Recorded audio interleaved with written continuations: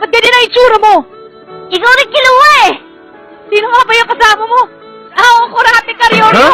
Leorio! Kulit talaga. Siya nga pala. Masyado na umaga punta niya dito. Pero mas mabuting umalis na tayo kagad. Bakit?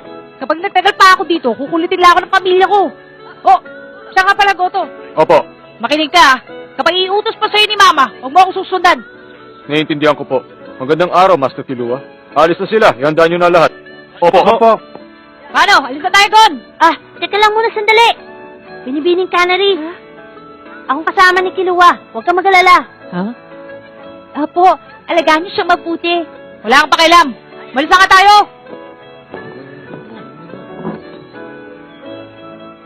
Canary, yung gagawin mo.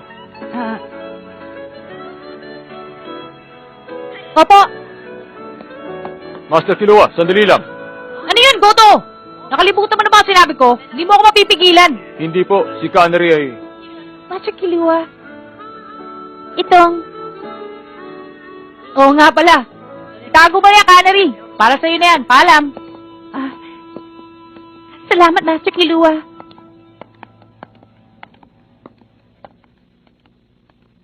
Ginong Goto! Meron pa po ba kayong kailangan? Kapag umalis si Kiluwa, mamimiss niyo siya, hindi ba? Hindi. Dahil ang mga mayordomong katulad ko ay walang karapatan na magkaroon ng espesyal na nararamdaman para sa aming mga amo. Sinungaling. Be! Ginoong Gon, ngayon, sabi mo kung nasan. Nandun sa kaliwa.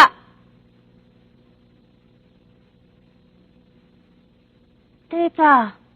Oo, isang panlilin lang. Minsan ang mundong ito ay hindi patas para sa lahat ng tao.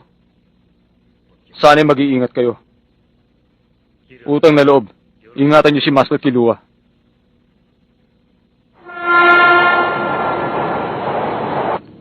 Oo, nalinlang din ako ng mga yun. Napakasimple lang pala nung ginagawa nila. Nagalit tuloy ako. Sa palagay ko, ganito lang ang ginagawa nila, Gon. Nasa na? Nasa nga kaya? Nasa kaliwa mong kamay? Teka! Paano? Simple lang yun, Gon. Meron tig isang barya sa dalawa niyang kamay. May tinatago siyang isang barya sa kanan niyang kamay. Tapos ihahagis niya sa ere ang isa pang barya.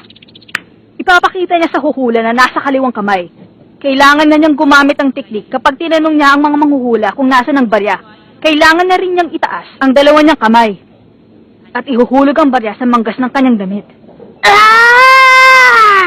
Kaya ang matitira na lang ay ang barya na nasa kanan niyang kamay. Tama ang sinabi mo. Nakakagalit nga pala talaga yun. Pero sigurado akong yun na ang huling beses niyang gagamitin ng panlilin lang na yun. Kahit isang laro lang yun, galit si Goto sa mga taong mandaraya. Halata naman sa kanya eh. Kiluwa. Mabait na tao si Ginong Goto, hindi ba? Paano mo naman nasabi yan? Nararamdaman ko lang. Hindi ko sigurado kung mabait nga siyang tao. Basta ayaw niya sa mga mandurugas. Sabi na nga ba eh.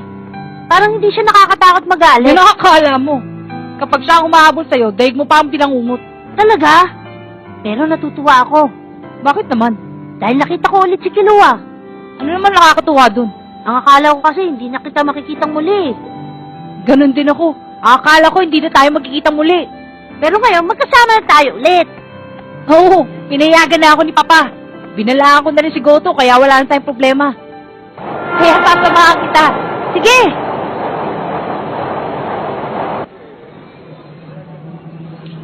Ano nang gagawin mo ngayon, Gon?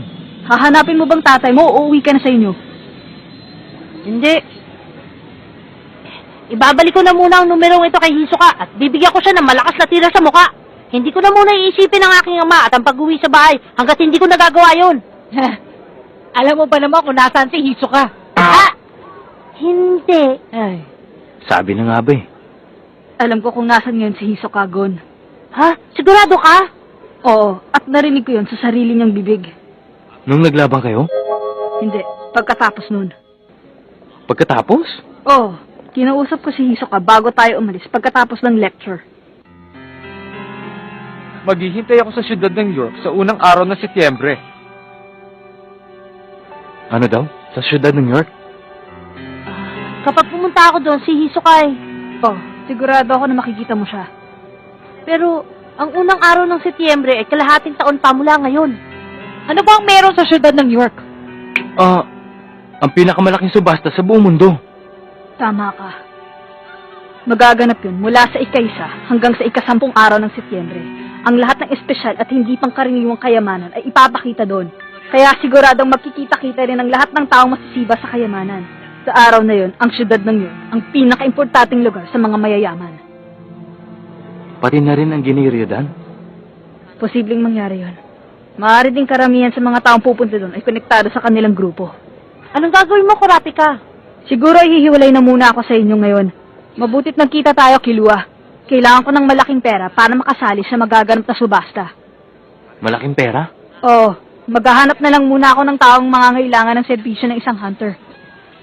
Maganda yan. Kurapika, magkita tayo ulit sa syudad ng York. Darating ako doon. Sa oras na makita ko si Hisoka, gagawin ko ang aking makakaya para malaman ninyo. Maraming salamat. Bueno, mag-iingat kayo. Uuwi na muna ako. Ikaw din, Yoryo. Hindi ba sa simula pa lang ay alam nyo nang gusto ko na talaga maging isang doktor? Kapag nakapasa ako sa kanilang pagsusulit gamit to, siguradong hindi ko nakakailanganin ng malaking pera. Kaya kailangan ko talagang umuwi para makapag-aral. Ganun ba? Mamimiss ko kayo pero wala akong magagawa. Galingan mo sana, Yoryo. Pangako yan. Sa maiksing panahon na pinagsamahan natin, tinuruan mo kung paano makakuha ng gusto ko. Magkikita tayong muli. Hindi ko nga lang alam kung kailan. Sa Setyembre, magkita tayo sa syudad ng York. Sige. Pangako makikita tayo muli.